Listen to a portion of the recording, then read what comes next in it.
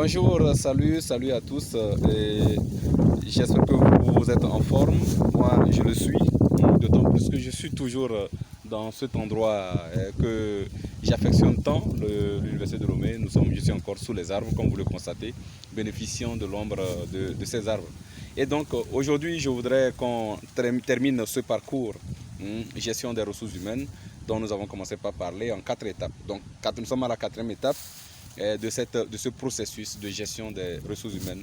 Nous avons commencé par le recrutement, nous avons poursuivi par la gestion et l'évaluation du personnel, le suivi et l'évaluation du personnel, et nous sommes arrêtés à la rémunération donc, du personnel. Aujourd'hui, nous allons poursuivre avec les sanctions et la gestion donc, du contentieux. Il y a toujours problème quand il y a deux personnes qui vivent. Même entre deux jumeaux ou deux jumelles, il y a toujours des problèmes. Ils ne s'entendent pas à un moment. Entre mari et femme, il y a des problèmes. Donc, entre employeur et employé, il y aura aussi des problèmes. Personne ne le souhaite, mais c'est comme ça, c'est la vie. Nous sommes entre humains, nous sommes très différents les uns des autres. Et si nous sommes appelés à collaborer à un moment, nous oublions nos différences pour travailler, mais chasser le naturel, il revient au galop, comme on le dit souvent. Et à un moment, le comportement de l'un peut causer du tort à l'autre, et en ce moment-là, il faut réagir. Il faut réagir par une sanction disciplinaire. On parle de sanction disciplinaire lorsque l'employé a commis une faute disciplinaire et à laquelle il faut donc appliquer une telle sanction. Sanction disciplinaire, on en a plusieurs sortes. On a l'avertissement écrit, nous avons le blâme, nous avons les mises à pied, ça peut aussi aller jusqu'au licenciement. Donc selon la gravité de la faute, nous pouvons avoir des sanctions adaptées. Maintenant, pour qu'on puisse sanctionner un employé, c'est qu'il a commis une faute. Et c'est quoi une faute? La faute, c'est la violation d'une règle, en général. Mais nous sommes dans le contrat du travail, et cette règle-là, elle vient d'où? Quelle est sa source? Généralement, la convention collective interprofessionnelle ou convention collective sectorielle, ou bien l'accord d'entreprise, ou bien le règlement intérieur, ou bien le contrat de travail. Voilà donc, il y a des obligations qui pèsent à la charge de l'employé quand il signe le contrat de travail, et quand il vient à ne pas respecter ces obligations, à ne pas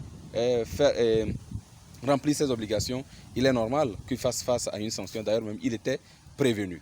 Donc, c'est normal qu'on puisse parler de sanction. Et un employeur doit intégrer dans sa gestion la sanction.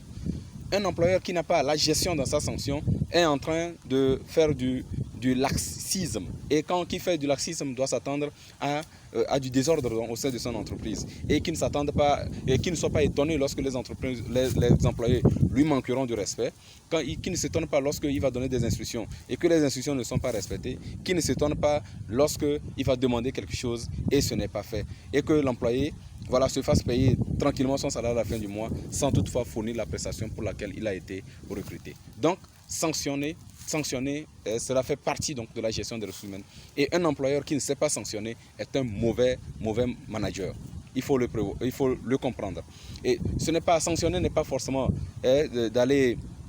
Nous ne sommes pas en train de dire qu'à la moindre erreur, il faut courir, aller sanctionner, mais sanctionner quand il le faut. Quand il faut le sanctionner, et vous-même vous savez quand il faut sanctionner, quand il faut réagir. Il faut que vous ayez des limites. Il faut que vous fixiez des limites à vos employés, et donc dans la gestion, qu'ils comprennent qu'il y a des limites qu'il ne faut pas franchir. Donc voilà. Et donc, nous avons dit donc, selon le niveau de gravité de la faute, on peut choisir la sanction adéquate. Et donc, nous avons 3 types de fautes. Nous avons la faute simple, la faute grave et la faute lourde. La faute simple, au Togo, il n'y avait pas jusqu'à la dernière réforme du code, donc du droit de la loi, jusqu'au nouveau code du travail qui a été récemment voté, qui n'est pas encore entré en vigueur bien sûr. On n'avait pas encore la faute grave, mais on le retrouvait en France. On la retrouvait en France. Donc ici, c'était la faute grave et la faute. Mais comme nous sommes déjà dans la réforme, je vais parler des 3 fautes. La faute simple, c'est une faute qui ne nécessite pas, qui n'est pas, comme vous le constatez, c'est une simple violation donc d'une règle issue de la convention collective, soit du règlement intérieur, soit de l'accord d'entreprise, etc. Une simple violation notamment, par exemple, l'employé qui vient en retard. Voilà. Et c'est une faute aussi qui est dépourvue de toute gravité. Voilà. C'est justement pour cela qu'on parle de faute simple. Elle n'entame elle n'entame pas la relation entre l'employeur et l'employé. C'est compréhensible. On peut commettre ce genre de faute. On peut arriver on peut arriver en retard un jour. On peut s'absenter sans avoir eu le temps de demander la permission, mais se rattraper en informant son employeur. On peut accuser du retard dans l'exécution d'une tâche. C'est des fautes simples. Mais tout dépend aussi dans des cas dans lesquels nous sommes. Parce que dans certaines entreprises, ce sera simple, dans d'autres, ce sera grave. Et donc, il faut faire la part des choses. La faute grave, c'est celle qui détruit la relation entre l'employeur et l'employé. La faute grave, elle est tellement grave qu'elle remet en cause la nécessité du maintien de l'employeur, elle rend difficile la collaboration de l'employeur et de l'employé. Exemple de faute grave, nous avons le vol. Voilà, l'employé a commis un vol. Et donc, vous comprenez, un employé qui commet un vol, ça détruit complètement la confiance qui existait entre l'employeur et l'employé. Et donc, on comprend que c'est très difficile pour l'employeur dans ce cas de maintenir l'employé dans ses locaux. Ou bien, un employé qui se livre à du harcèlement sexuel à l'endroit de ses collègues. C'est assez grave. Ou bien, un employé qui commet le viol. C'est assez grave. Donc, nous parlons de faute grave dans ce cas. Ou bien un employé qui va refuser de faire son travail. C'est la faute grave. Donc voilà ce que c'est que la faute grave. Et la faute lourde, c'est une faute grave associée à une intention de nuire au patron. C'est-à-dire on commet la faute justement pour faire mal au patron. Voilà, pour causer dommage. C'est pour faire du mal au patron qu'on le fait. Et donc, dans ce cas, vous comprenez, il y a une intention de nuire derrière. Et dans ce cas, on parle de faute lourde. C'est-à-dire, non seulement elle est grave, elle est encore lourde. Il y a c'est pratiquement une faute dolosive. Voilà. L'employé veut faire du mal à son patron. Et donc, vous comprenez que dans ces conditions, c'est extrêmement grave. Et donc, selon les cas, vous comprenez que les règles seront différentes. Pour une faute simple, on n'a pas besoin d'aller, on n'ira pas jusqu'au licenciement. On va peut-être commencer parfois elle est tellement simple qu'on se contente d'un avertissement verbal. Et là, ce n'est pas encore vraiment une sanction. Si elle est plus ou moins, si l'employeur veut laisser des traces écrites, il ira jusqu'à un avertissement écrit et avec inscription au dossier. C'est-à-dire, voilà, on fait copie, la décharge de la lettre notifiant la sanction et puis on la met donc au dossier. Et quand la faute est simple également, dans certains cas, supposons que l'employé a été averti déjà une fois, une deuxième fois, et il commet encore la même faute, on peut aller jusqu'à la mise à pied. La mise à pied, elle peut être d'une journée, elle peut être de 3 jours, elle peut être de 2 semaines. Ça peut être mise à pied aggravée de 8 jours, de 15 jours, selon les cas. Donc il faut voir dans vos législations respectives ce qu'il y a comme sanction prévue. Et quand la faute est grave, généralement on va au licenciement. Et donc, quand la faute est grave ou lourde, c'est généralement conduit vers le licenciement. Dans tous les cas, pour une sanction, il y a une procédure à respecter. Quand un employé a commis une faute, avant de le sanctionner, il faut lui donner la possibilité de pouvoir s'expliquer. La possibilité de pouvoir s'expliquer, c'est à travers une demande d'explication. Vous lui adressez une lettre de demande d'explication et à la suite, vous lui donnez un délai pour répondre. Et avec sa réponse, vous pouvez maintenant le convoquer à un entretien préalable à la sanction, surtout quand vous envisagez le licenciement. Donc, ou quand vous envisagez surtout la mise à pied. C'est des sanctions assez graves et pour lesquelles il faut donner vraiment toutes les garanties du contradictoire donc à l'employé pour pouvoir s'exprimer et discuter ce que vous lui reprochez.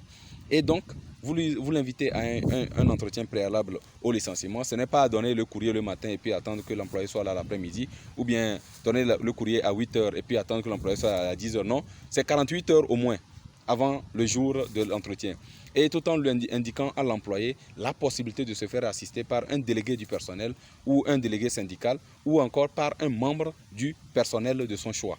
Donc, vous indiquez ça clairement et vous indiquez le lieu, l'heure de la rencontre, l'heure de la réunion. Et à la réunion, nous avons le chef d'entreprise qui est là. S'il n'est pas là, son représentant, généralement c'est le responsable des ressources humaines qui prend sa place. Ou bien s'il y a un directeur général adjoint, il prend sa place. En tout cas, selon l'organisation interne de chaque entreprise, on verra qui est habilité pour représenter l'employeur quand il n'est pas là. Et donc, l'entretien va se dérouler en présence de ça. L'employeur aussi peut se faire assister par un employé au sein de l'entreprise comme témoin qui va être comme témoin. Et à la fin de l'entretien, il faut dresser un procès verbal de séance. attention, l'entretien, ce n'est pas pour aller crier sur l'employé ou lui faire des reproches. Non, c'est pour lui donner l'opportunité de s'expliquer. Et donc, il faut lui donner le temps de s'expliquer. Maintenant, si vous invitez, convoquez un employé à un entretien préalable et il ne vient pas, cela n'arrête pas la sanction. Vous pouvez poursuivre votre procédure jusqu'à son licenciement. Vous constatez juste qu'il n'est pas venu et vous continuez la procédure comme de rien n'était. Donc après l'entretien préalable au licenciement, vous pouvez maintenant décider de le licencier. Mais s'il vous plaît, la lettre ne peut pas être remise sur le champ. Vous ne pouvez pas annoncer la décision aussi tout de suite à la fin de l'entretien. Non. Vous allez vous accorder un temps de réflexion. Et le délai raisonnable, généralement, c'est également au moins 24 heures. Au moins 24 heures après l'entretien, il faut attendre 24 heures avant de lui adresser, notifier le courrier, peut-être de licenciement ou de mise à pied. Cela suppose donc que vous avez eu le temps d'analyser quand même les arguments qu'il a avancés, ce qu'il a pu dire pour sa défense, et vous avez tout analysé, et malgré cela, vous avez retenu donc la sanction. Il y a des cas de vol par exemple, qui sont non seulement des fautes au sein de l'entreprise, des fautes graves qui méritent des sanctions disciplinaires, mais aussi des infractions pénales. Et dans ce cas, généralement, on va se plaindre à la police ou chez le procureur, voilà, et on enclenche la procédure, notamment on va engager une instruction. Peut-être on va ouvrir une instruction pour pouvoir aboutir peut-être à la comparution donc, de l'employé délinquant devant les juridictions, devant la juridiction pénale. Donc dans ce cas, quand c'est une situation pareille qui se présente à vous, où l'employé a commis une faute qui représente déjà une infraction pénale, comme le vol ou le viol par exemple, mais dans ce cas, vous ne pouvez pas le sanctionner, vous ne pouvez pas le licencier tout de suite. Licencier, c'est rompre le contrat de travail. Donc, vous ne pouvez pas le licencier tout de suite. Vous allez attendre donc, la décision donc, du tribunal qui dira s'il est vraiment coupable de vol ou non. Et bien, pendant ce temps, vous allez lui faire une mise à pied conservatoire. Mise à pied conservatoire en attendant la décision donc, de la juridiction. Et ceci pour éviter que le tribunal ne vienne le déclarer comme non coupable et qu'après, parce que l'erreur c'est quoi généralement, on sanctionne l'employé, on le licencie et après on se rend compte qu'en réalité ce n'était pas lui qui avait commis l'infraction. Vous voyez, il y a la présomption d'innocence qui fait que vous devez attendre. Prendre votre mal en patience, supporter cela, vous n'allez pas lui payer de salaire pendant ce temps, puisqu'il est en mise à pied conservatoire, il est à la maison ou il est en train de faire ses va-et-vient devant le tribunal. Pendant ce temps, le contrat est juste suspendu, il n'est pas rompu. Et jusqu'à ce que vous ayez la décision donc, du tribunal. Ça vous protège, ça vous évite un certain nombre d'erreurs que vous auriez pu commettre. Donc voilà, il faut respecter cette procédure. Mais la procédure est beaucoup plus simplifiée. Nous allons voir avec le nouveau code. Au Togo, par exemple, avec le nouveau code, on n'a pas besoin d'adresser des demandes d'explication. On peut convoquer l'employé directement à un entretien préalable à la sanction. Donc, vous le convoquez directement, vous lui adressez une invitation à un entretien préalable et à la suite de cela, vous pouvez donc lui notifier la sanction. Donc, vous avez compris, selon la gravité, vous allez terminer la faute. Mais attention, votre qualification de la faute ne va pas lier le juge. C'est-à-dire, le juge n'est pas obligé de vous suivre. En cas de plainte, supposons que vous avez sanctionné l'employé et qu'il va se plaindre devant le tribunal du travail, puisque oui, c'est la juridiction compétente pour connaître des litiges nés au cours donc, de l'exécution du contrat de travail. Donc, si le juge estime que vous avez exagéré dans la qualification de votre faute, il va requalifier ce que vous avez qualifié comme faute grave ou faute lourde. Il peut dire que c'était une faute simple qui ne méritait pas le licenciement et il va tirer les conséquences donc, qui s'en suivent. Donc, il faut être le plus objectif possible et ne pas diriger, ne pas gérer vos entreprises avec les humeurs. Il ne faudrait pas gérer vos entreprises avec votre ressenti. Non, vous devez essayer de vous surpasser. On sait que c'est difficile parfois, hein, entre les obligations, les charges et tout ça qui vous oblige à adopter un certain comportement. Il y a même des employeurs qui arrivent dans l'entreprise avec des cris pas possibles, voilà, une colère. Quand vous savez que vous êtes en colère, c'est pas la peine de venir au bureau. Faites passer la colère, gérez avec tact et puis avec beaucoup de maîtrise de soi. Gérez vos entreprises avec et puis vous aurez le respect de vos employés et ils vont aussi donner le meilleur d'eux-mêmes. Donc, c'est cela, il faut respecter la procédure. Et maintenant, nous avons expliqué que on pouvait aller également jusqu'au licenciement. Il y a différentes sortes de licenciements. Nous avons deux types de licenciements. Nous avons le licenciement pour motif personnel et le licenciement économique. Le licenciement pour motif personnel, c'est qu'il a pour cause une cause liée à la personne même donc, de l'employé. Peut-être on a le licenciement pour faute dont on venait de parler, donc il a commis une faute grave ou une faute lourde. Mais dans le cadre, notamment dans le cadre du contrat de travail à durée indéterminée, même une faute simple peut conduire au licenciement. Il suffit de donner un préavis, selon la catégorie donc, professionnelle de l'employé et il partira à la fin de ce préavis. Alors que pour un CDD, un contrat à durée déterminée, une faute simple ne peut pas conduire au licenciement.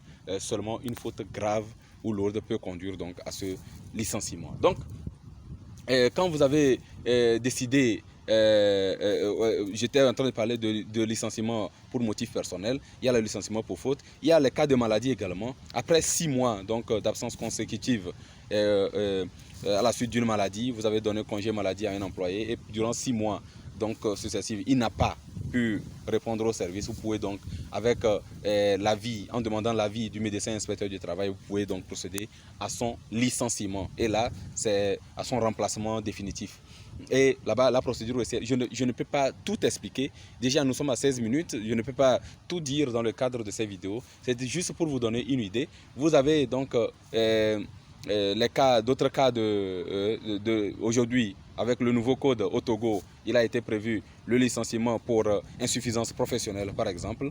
Voilà, un employé qui n'arrive pas à atteindre les objectifs. On fait tout, peut-être avec les formations qui ont été prises. Malgré cela, tout a été fait. Il ne peut pas atteindre ses objectifs. On peut le licencier et le remplacer par quelqu'un de plus compétent. Maintenant, donc, de l'autre côté, nous avons le licenciement pour motif économique qui suit une procédure particulière. Nous allons y revenir. Nous n'allons pas pouvoir le détailler ici, mais c'est pour vous donner déjà donc, une idée de ce qu'il y a. Donc, nous avons déjà parlé de la mise à pied conservatoire. Avec le nouveau code au Togo, la mise à pied conservatoire, normalement, ne peut dépasser 1 mois.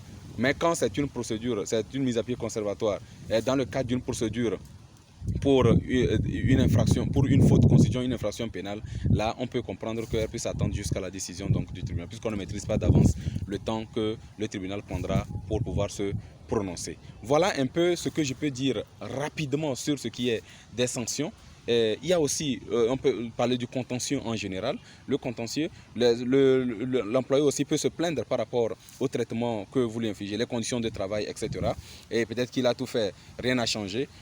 Sachez que ce n'est pas seulement l'employé qui commet une faute. L'employeur aussi peut commettre une faute. Et quand l'employeur commet également une faute, l'employé peut aller jusqu'au licenciement. Et quand c'est une faute grave, que l'employeur a commis une violation grave du contrat de travail, notamment une modification unilatérale des conditions, des éléments essentiels donc, du contrat de travail et des éléments substantiels du contrat de travail, vous comprenez que dans ce cas, cette démission peut être requalifiée en un licenciement. Licenciement donc à l'initiative de l'employeur et sans cause réelle et sérieuse. Et vous voyez, il y aura donc des indemnités pour rupture abusive et aussi pour parfois quand la procédure n'a pas été respectée pour rupture irrégulière, donc licenciement irrégulier donc du contrat de travail. Donc voilà, je vais m'arrêter là, ça risque d'être beaucoup long. Je vous remercie encore une fois pour votre attention.